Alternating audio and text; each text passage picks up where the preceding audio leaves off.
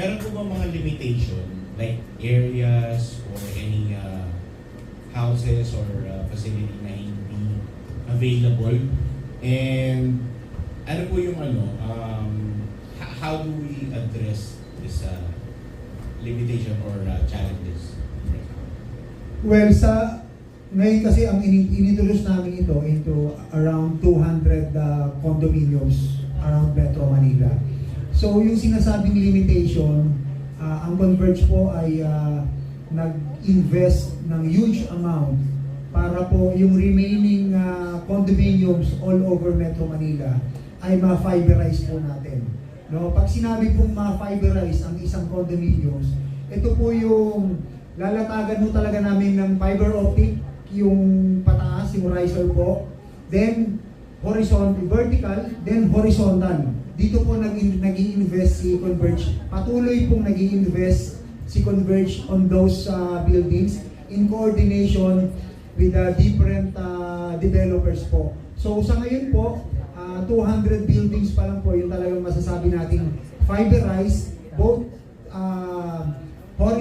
vertical and horizontal.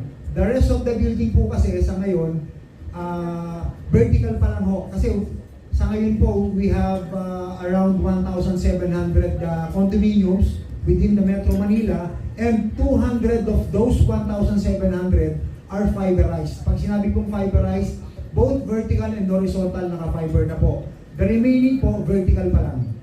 So doon po nag-i-invest, patuloy na nag-i-invest ang aming kumpanya para lahat ng mga dependencies ma-resolve na natin and maibigay namin sa bawat condo dwellers na Pilipino ang nararapat na serbisyo para sa kanila. And talking about limitations naman, si Converge kasi is pure end-to-end fiber siya. So, wala naman kaming limitation kasi we started with fiber. No? Kasi yung iba namang legacy buildings, meaning yung mga nalatagan na supposedly ng older service providers, yung last mile, kumbaga, naka-copper. So, kumbaga, maaaring fiber siya sa labas, pero pagpasok niya, iba na yung kable, mas mabagal, mas prone siya sa interference, yun yung tawag natin na copper. So, kung limitation lang na gano'n, wala po nun si Converge, talagang pure fiber siya. Well, siguro ang isa pa sa nagiging limitations ni Converge is the negotiation with the developers, kasi mag-represent kami ng design and everything, and also ang daming dadaanan kasi ng stages bago namin talaga ma-fiberize yung isang building, and then sa implementation kasi we have a competent fiber optic technician to do the job.